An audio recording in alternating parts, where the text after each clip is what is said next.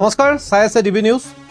মুখ্যমন্ত্ৰী ডক্টৰ হিমন্ত বিশ্ব শৰ্মা, প্ৰাক্তন সাংসদ মৌলানা বদৰুদ্দিন আজমল দুইজনে বেপাৰী মানুহ। এই মন্তব্য আমাৰ নহয়। এই মন্তব্য ৰাজ্য দলৰ সভাপতি শিৱসাগৰ সমষ্টিৰ বিধায়ক অখিল গগৈ। অখিল গগৈ ধুবুৰী জিলা চাপৰত অনুষ্ঠিত এক বিশাল জনসভাত অংশগ্ৰহণ কৰি মন্তব্য কৰে যে বৰ্তমান সময়ত মুখ্যমন্ত্ৰী ডক্টৰ হিমন্ত বিশ্ব শৰ্মা আৰু প্ৰাক্তন ধুবুৰীৰ সাংসদ মৌলানা বদৰুদ্দিন আজমলে ৰাজ্যৰ বাবে একো কাম কৰা নাই, তেওঁলোকে একমাত্ৰ বেপাৰ কৰিছে। এই মন্তব্য অখিল গগৈ।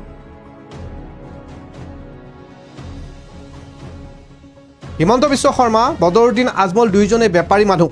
হিমন্ত বিশ্ব গাঁৱত ইণ্টাৰনেশ্যনেল স্কুল খুলিছে, বদৰুদ্দিন আজমলেও স্কুল খুলিছে। দুইজনে নিজৰ বেপাৰ কৰিছে, কিন্তু ৰাইজৰ বাবে একো কৰা নাই। চাপৰত এই মন্তব্য বিধায়ক অখিল গগৈ। বিধায়ক অখিল গগৈ চাপৰত দলীয় কৰ্মী সভাত প্ৰায় শতাধিক দলীয় কৰ্মীৰ সন্মুখত এই মন্তব্য কৰে, য'ত উল্লেখ কৰিছে মুখ্যমন্ত্ৰী ডক্টৰ হিমন্ত বিশ্ব শৰ্মা, প্ৰাক্তন সাংসদ ধুবুৰীৰ মৌলানা বদৰুদ্দিন আজমল দুইজনে মিলি বেপাৰহে কৰিছে। হিমন্ত বিশ্ব শৰ্মাই ইণ্টাৰনেশ্যনেল স্কুল খুলিছে আৰু বদৰুদ্দিন আজমলেও স্কুল খুলিছে। দুয়োজনে মাত্ৰ বেপাৰ কৰিছে, ৰাইজৰ বাবে একো কৰা নাই।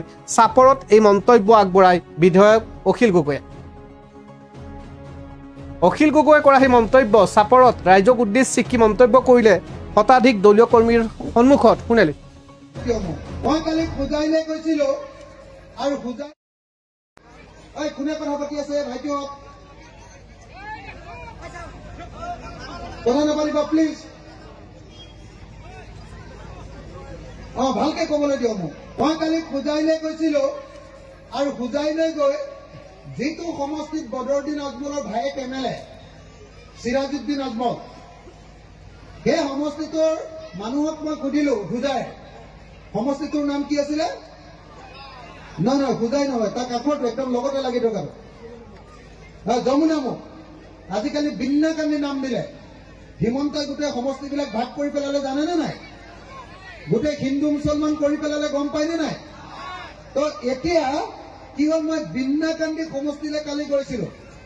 যাওঁতে মই সুধিলো, মই ৰাইজক সুধিলো, বোলো মই বাৰু শুনি আছো, বোলো ৰাইজ মই শুনি আছো বদৰুদ্দিন আজমলে ধুবুৰীত MP হ'ল, কিন্তু খুজাইত বোলে বৰ ধুনীয়া ধুনীয়া হস্পিটেল খুলিছে, হামছ হস্পিটেল। মই সুধিলো যে আপোনালোকৰ ভিতৰত কিমান মানুহক বদৰুদ্দিন আজমলে আপোনালোকক বিনামূলীয়াকৈ চিকিৎসা কৰি দিছে, বেমাৰ চাই দিছে, কিমান মানুহক? সব মানুহে হাত দাঙি কলে যে আমাক 1 টকাও ফ্ৰীকে কেতিয়াও চাই দিয়া নাই, সদায় পইচা লৈকে নাৰ্ছিং হোম, তেওঁ হামছখন নাৰ্ছিং হোমৰ কাৰণে পইচা আনিছে বিদেশৰ পৰা, আৰবৰ পৰা, কিন্তু নাৰ্ছিং হোম বনাই সব মানুহৰ পৰা বহুত বহুত পইচা লৈকে তাত নাৰ্ছিং হোমত চিকিৎসা কৰে। কথাটো বুজিছেনে?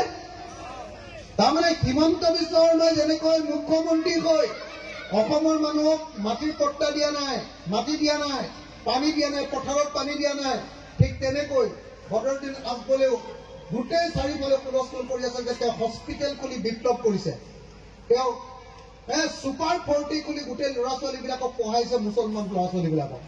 মই কালি সুধিলো বুজাই মানুহক যে আপোনালোকৰ ইয়াত কিমান ল'ৰা ছোৱালীক বদৰুদ্দিন আজমলে পঢ়াইছে? ক'লে বোলে একটাকো পঢ়োৱা নাই। বোলো কি কথা? কৈছে বোলে আমাৰ ইয়াত বছৰেকত কেইবা লাখ টকা লৈ যে ধনী ল'ৰাবিলাকে তেওঁ স্কুলত পঢ়িব পাৰে। বোলো কথাটো সেইটোৱে নেকি? তো তাৰমানে এটা কথা মনত ৰাখিব, হিমন্ত বিশ্ব শৰ্মাও এটা ডাঙৰ বেপাৰী আৰু বদৰুদ্দিন আজমলো এজন ডাঙৰ বেপাৰী। বুজেনে নাই? হিমন্ত বিশ্ব শৰ্মাই যেনেকৈ গুৱাহাটী পোৱাৰ আগত আমিনগাঁও ইণ্টাৰনেশ্যনেল স্কুল খুলিছে, ইণ্টাৰনেশ্যনেল স্কুল একদম গোটেই পৃথিৱীৰ ষ্টেণ্ডাৰ্ডৰ স্কুল খুলিছে, বদৰুদ্দিন আজমলেও খুজাইত স্কুল খুলিছে, কিন্তু দুইটা বেপাৰ, এটাও ৰাইজৰ কাৰণে খোলা।